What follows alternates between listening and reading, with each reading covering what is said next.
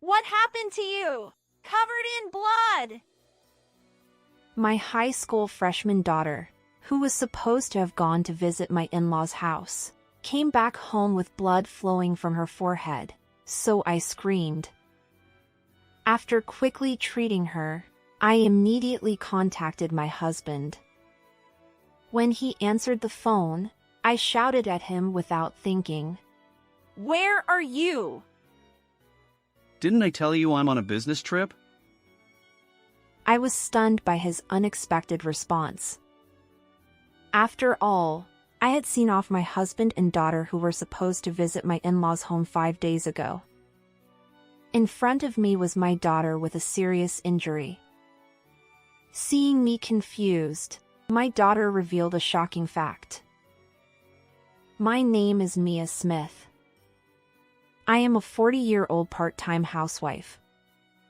My husband Michael is a salesperson who visits various schools to sell high school teaching materials. He says that trust is important, and he always behaves properly, which is cool. My daughter Sophia became a high school freshman this fall. She used to be so clingy that she couldn't leave my side, but now she's so reliable that she makes dinner and waits for me when I come home from work.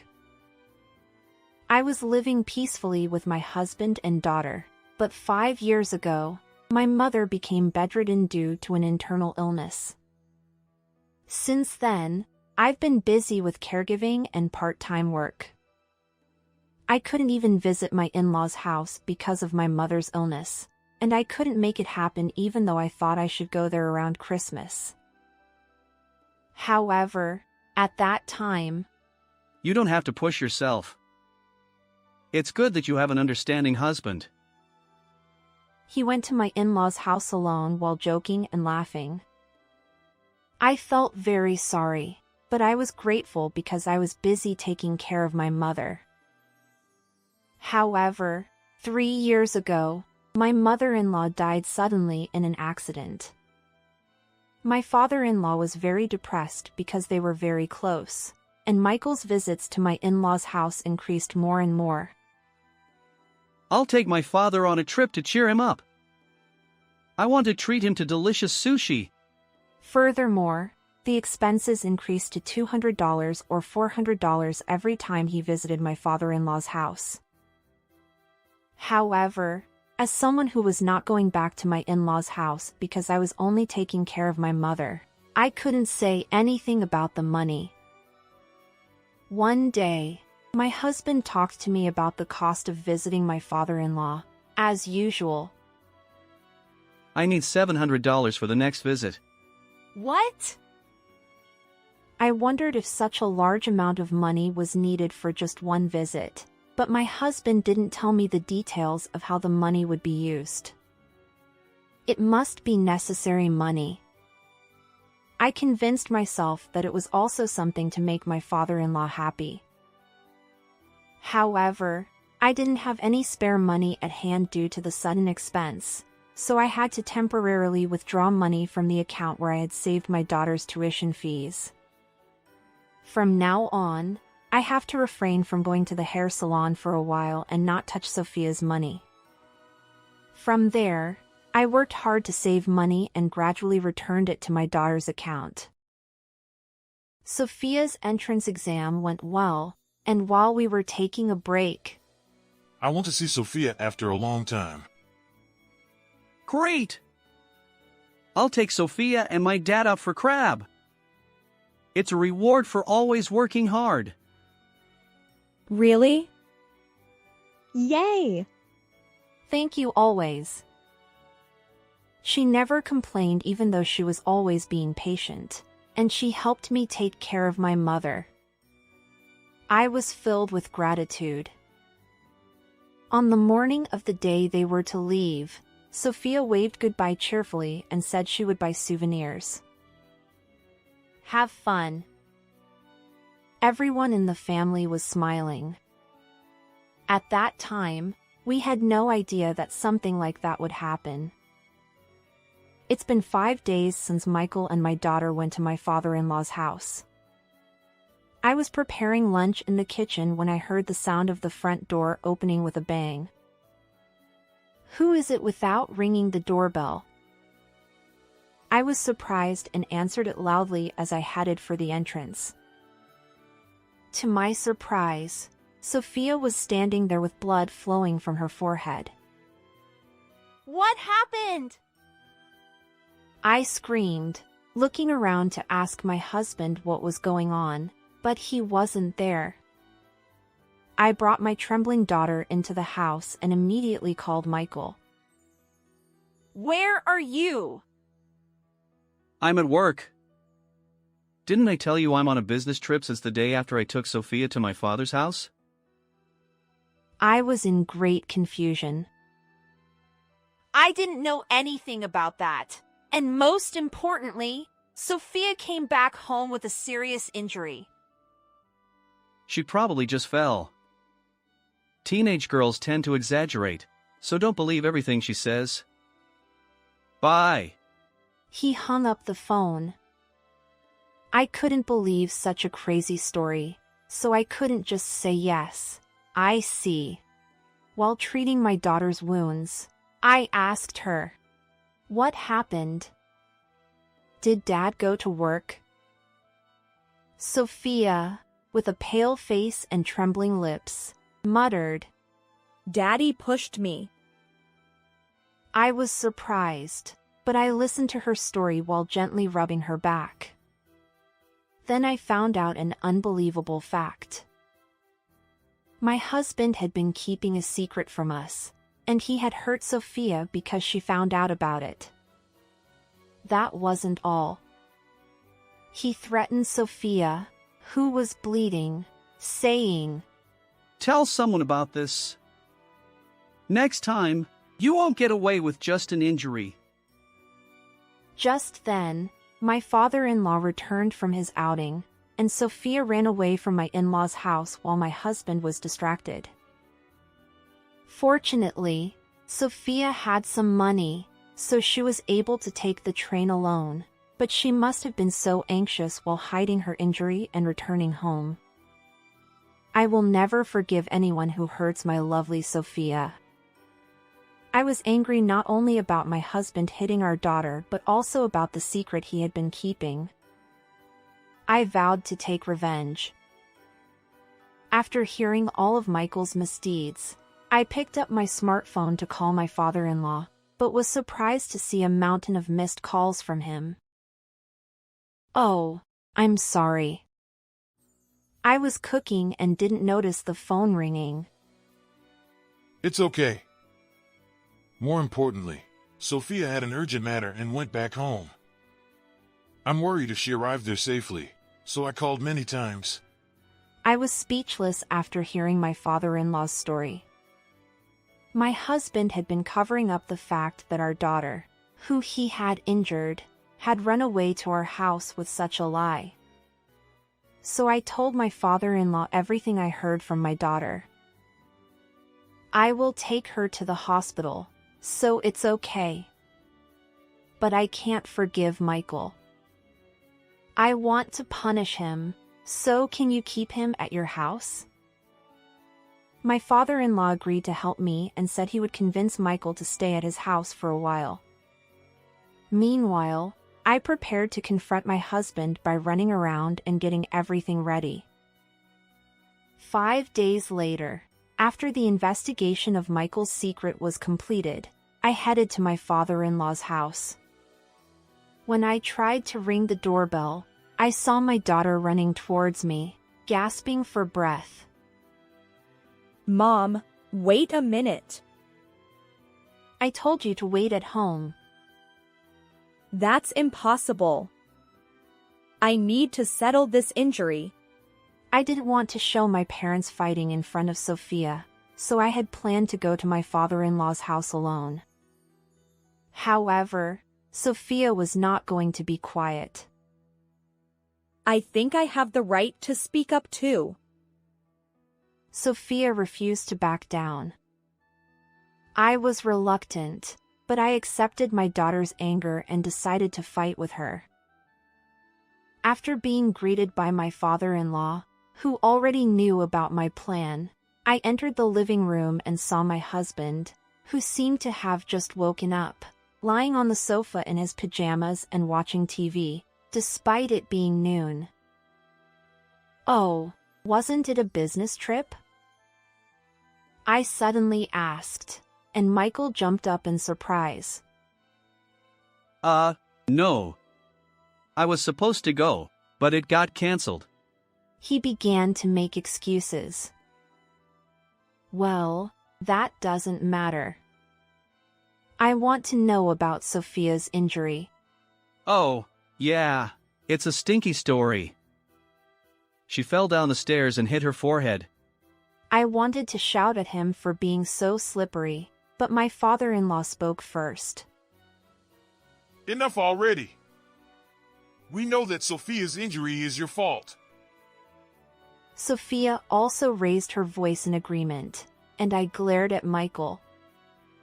The guilty husband was flustered, but then he suddenly had an idea and looked proud as he spoke. "You haven't visited my father's house for a long time, but you act like you're so great.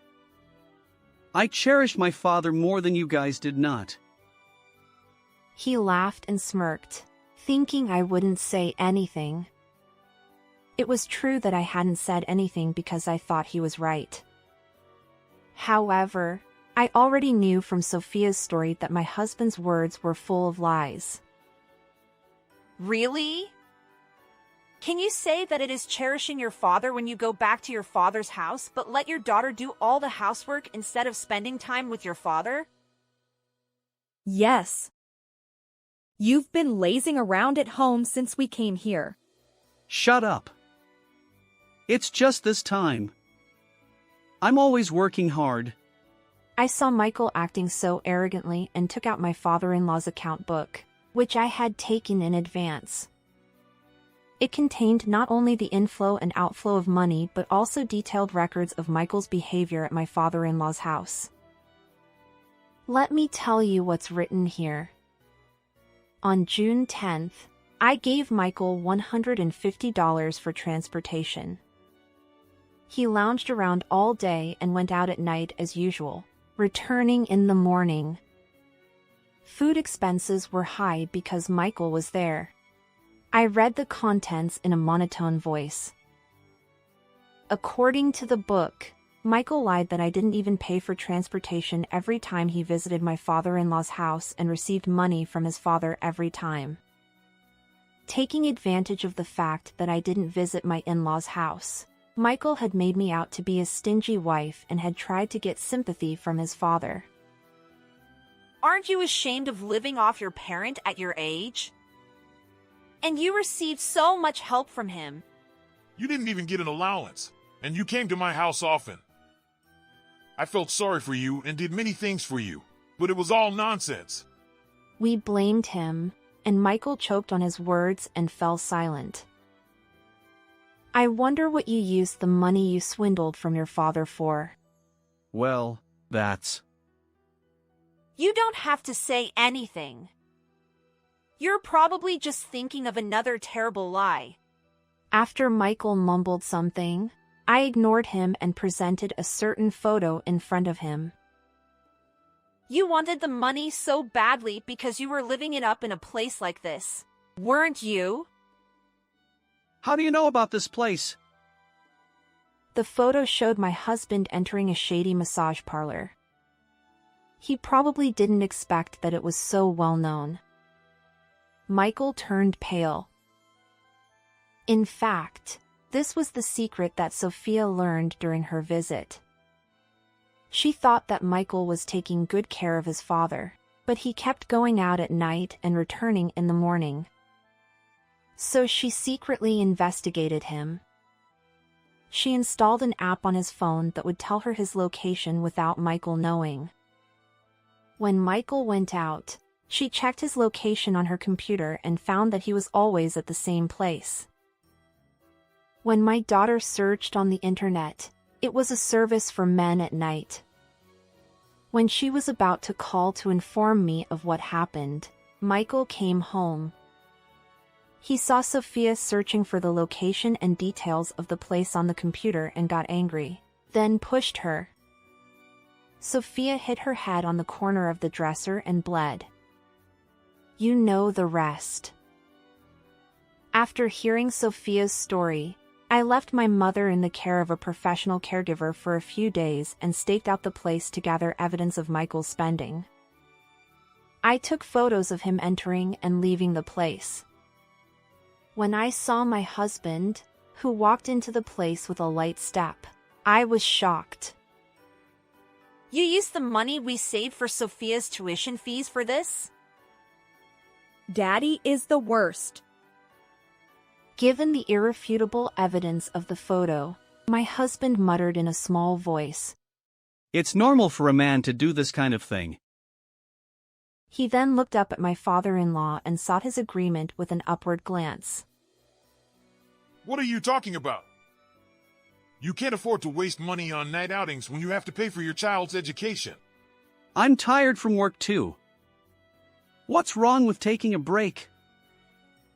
My daughter sighed as if she were disgusted with her father's attitude. Mom, do you know what kind of place that is? Huh? No, I don't. I just took pictures and left. I thought so. Here you go. Sophia placed several sheets of paper with the place's homepage printed on them on the table. When my father-in-law and I peered inside, we saw that the girl working there was wearing a school uniform. Although everyone seemed to be an adult, it was a place where they provided services in cosplay. Huh. I can't believe I showed my daughter this kind of world at her age. I was filled with regret, but my daughter was unfazed. So this is what Daddy likes. Gross. She shivered as if she had a chill as she handed a piece of paper to her father. You don't have to say it like that. If the schools affiliated with your business partner find out that you love uniforms, it would be a huge problem. I can't imagine the company that sells teaching materials to the schools would continue to employ someone with such a fetish. My husband turned pale as I gave him a cold look. Oh, right. I immediately took out his schedule book. Since it had been left in his business bag, I was able to find it easily. I can see from this that all the schools you are attending are now known. Shall I contact these business partners about your lovely hobby? Please don't do that. I'm sorry. I went too far. I'll change my ways from now on. He must have realized that he couldn't get away with it. He began to tremble and sat down on the spot. He is apologizing desperately, but it's unforgivable that he has been going to the place for years, spending money recklessly, and even causing his daughter to get hurt. Who would believe a liar like Daddy? I'm ready to consult a lawyer and prepare for divorce. You will pay me compensation for the money you spend extravagantly so far. This is the end of our relationship. No. Don't do that. Gross. My husband tried to cling to Sophia, but she immediately avoided him and eventually burst into tears. We looked at him with cold eyes as he cried in such a pathetic manner.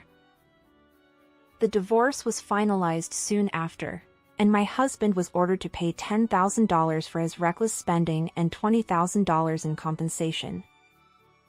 Then, somehow, his frequent visits to that place were discovered by his company, and Michael was fired. He was also cut off by his father and now lives alone in a rundown house.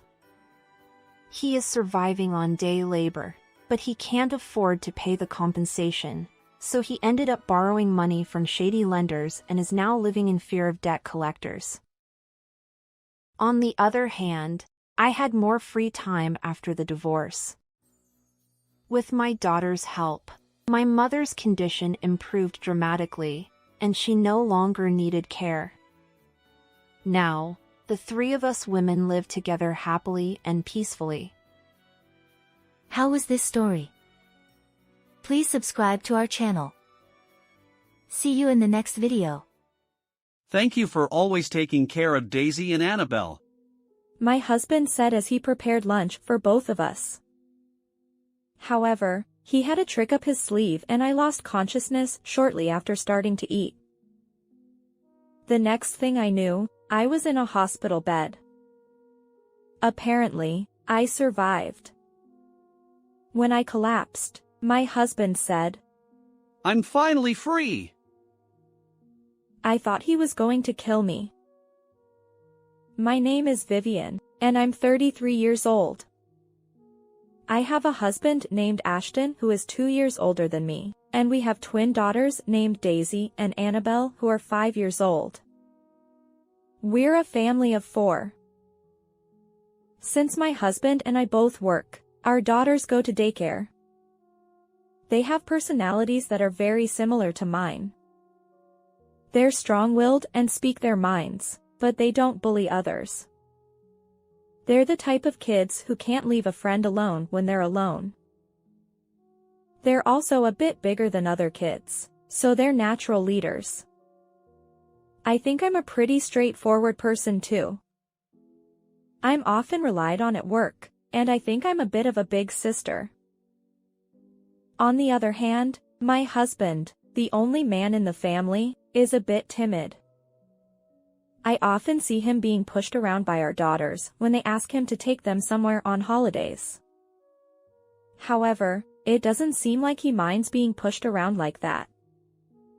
I think he just wants to fulfill our cute daughter's wishes.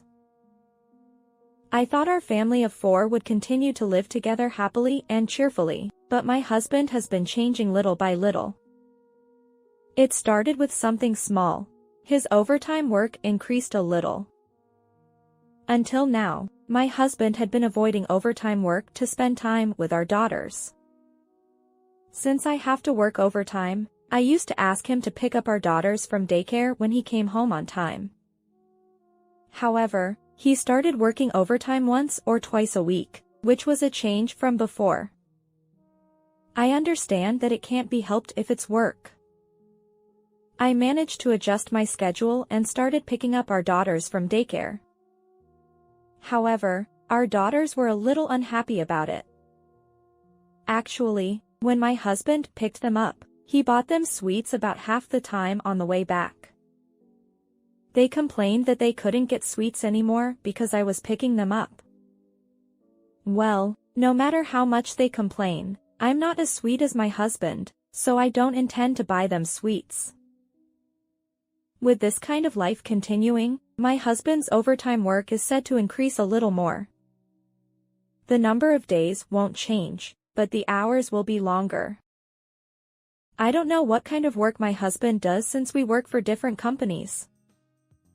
I couldn't bring myself to blame my husband, who looked apologetic, and had no choice but to accept it. However, after living like this for 2 months, I became curious about what was going on. So I decided to ask my husband directly. Hey, it's been 2 months since you started working overtime. Isn't there an end in sight for your work? Can you tell me what kind of work you do? My husband replied, Vivian wouldn't understand even if I told you. I'm just doing my job to the best of my ability. Why are you blaming me like that? He said this in a pretty strong tone, which I didn't expect. I know it's work, but I just wanted to know what kind of work it is. I understand that it's work. But Daisy and Annabelle are lonely. It would be nice if you could come home early once in a while. They seem to be looking forward to you picking them up from daycare. My husband replied, Those two aren't looking forward to me picking them up. They're just interested in the sweets I buy them. They're not lonely. I was speechless. I never expected my husband to say something like that. Taking advantage of the fact that I didn't answer, my husband finally said, I'm going to be busy with work from now on. It seemed like he wanted to end the conversation. I was so sad about my husband's change that I wondered if his personality had changed because of the overtime work. Another month passed. My husband started working overtime almost every week. On days when I couldn't finish work, I had no choice but to put our daughters in extended daycare. As a result, their bedtime became later, which I knew wasn't good for their health. But work wouldn't wait. And then my husband started going out alone even on holidays. Until recently, he would respond to our daughter's requests, but now he avoids them by saying things like, I feel like going out alone today, or, I have to work on my day off today, or, I'm tired today, so please be quiet. Our daughters look obviously lonely. Is Daddy busy today too? Won't he play with Annabelle and me? When she says something like this, I get sad too. So I started taking them out more. I also borrowed my parents' help to make up for the reduced time I spent with my husband. I started to think that my husband's behavior had changed too much. I began to think that this was a family crisis. And then the incident happened. It was a holiday. Our daughters were being taken care of by my parents. My husband was at home on a rare holiday and said to me, I'll make lunch today, so let's eat together. It had been months since my husband cooked for me. I think it was before he started working overtime. It's rare. I couldn't be happy about it, so I said this. It's a thank you for always taking care of Daisy and Annabelle. He started making lunch. He said he could do it alone, so he didn't let me into the kitchen. And in no time, he finished making beef stew for lunch. When he was ready, he called me to the dining room. Okay, it's ready. Let's eat together. He said it brightly. Even though it was lunchtime, he took out wine. Daisy and Annabelle aren't here today, so how about some wine? Although I thought it was really unusual, I decided to have some wine that would go well with the beef stew. Cheers! And so the meal began. The beef stew my husband made was very delicious and went well with the wine. As I ate a little more, I began to feel sick. Oh. What happened? At the same time, I started to feel sleepy. Was I already drunk? I'm usually good with alcohol. But the sickness and sleepiness only got worse, and I ended up losing consciousness. Just before I lost consciousness, I heard my husband say, I'm finally free! The next day, I woke up in an unfamiliar place. My father-in-law was the first to notice that I had woken up. Vivian, are you awake? Don't worry. You're in the hospital. Hospital? Why am I here? My questions were not answered. Then I saw my mother-in-law crying in the corner of the hospital room. What's wrong? When I spoke up, my mother-in-law approached me with a start. Vivian, I'm really sorry about Ashton. It seemed that my husband was involved in my hospitalization. But he wasn't here. Where is Ashton now? When I asked, my in-laws' faces clouded over a little. I'm sorry, but after Ashton told us that you had collapsed, he disappeared without saying anything. We've been asking around since yesterday, but we don't know where he is. That's what my mother-in-law said. Was my husband gone? I had a vague idea of where he might be. But what about my condition? My father-in-law answered that question. It seems that there were sleeping pills and pesticides mixed in with yesterday's lunch. Vivian ate it and got sick. And the wine you drank with it doubled the effect of the sleeping pills. Did my husband use pesticides? Thanks to the early discovery, we were able to treat it quickly.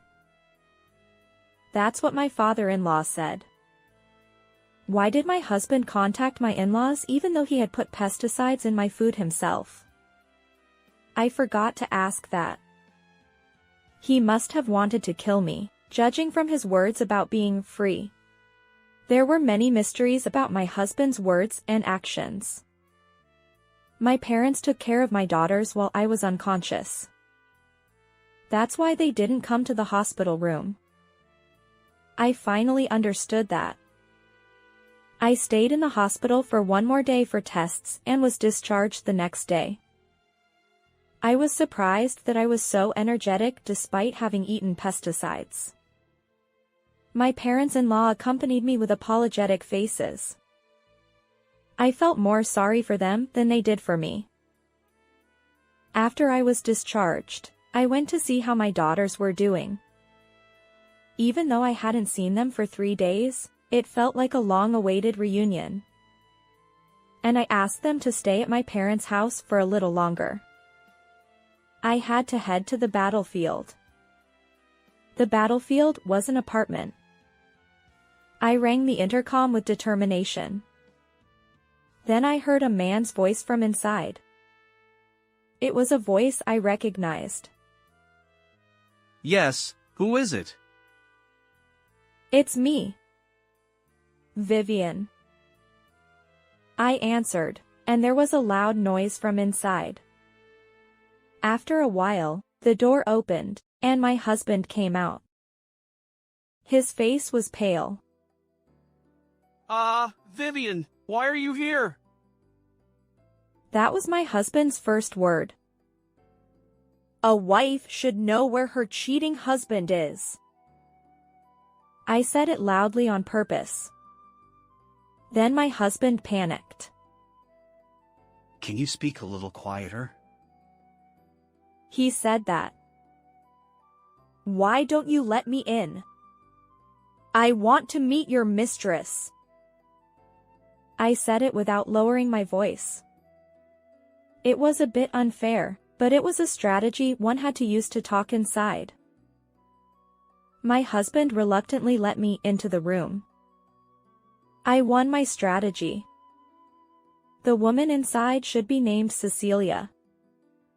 The reason I ended up in this apartment and why I know this woman's name is that I had a private investigator investigate it. Cecilia was a woman who looked good in a dress, unlike me, who always wore pants. This was the first time we met, but I knew from the investigation report that she had a neat personality. Well, I don't know if someone with a neat personality is really neat when they're cheating on someone else's husband. But she looked cute, and her personality was the opposite of mine. My husband asked me with a pale face. Are you okay? Oh, right. I forgot. My husband made me drink pesticides. And sleeping pills too. What was the meaning of these sleeping pills? I had a lot of questions to ask. I'm fine. I had a thorough examination and everything's okay. But why did you try to kill me? You called your mother early on, but you wanted to kill me? And what was the reason for the sleeping pills? I don't understand your behavior at all. Then my husband muttered something. I didn't try to kill you. Well, maybe I thought about it at first, so I gave you sleeping pills to delay the discovery. But I got scared, so I couldn't call an ambulance, but I called my mother. If you were found, I thought my mother would take you to the hospital. I see. So you ran away here? I said it sarcastically. But it was true. I'm sorry. I might have thought about killing you at first, but I didn't do it, did I? So can you forgive me? Huh? I sighed heavily. I couldn't forgive him for trying to kill me. Besides, only with such a cheap apology. I want to know what you wanted to do after trying to kill me. Did you want to remarry Cecilia, who is there? And what did you mean when you said you became free on the day you put pesticides in my food? What does that mean? I asked him a series of questions. My husband answered slowly while looking flustered. I was going to remarry Cecilia if you were dead. I was tired. I couldn't keep up with the power of you, Daisy, and Annabelle. That's why I said I became free. I see. So that's what it was. Was my weak-willed husband really cornered? But he was cheating on me? You cheated on me and then you're saying we cornered you? What are you talking about? You made an escape route for yourself. Who came up with this plan? If you say you came up with it because you were cornered, I can believe you, but if Cecilia is involved even a little bit, I won't forgive you. Then Cecilia spoke up. I came up with this plan. I couldn't stand to see Ashton being cornered like that. So if you won't forgive him, then I'm also.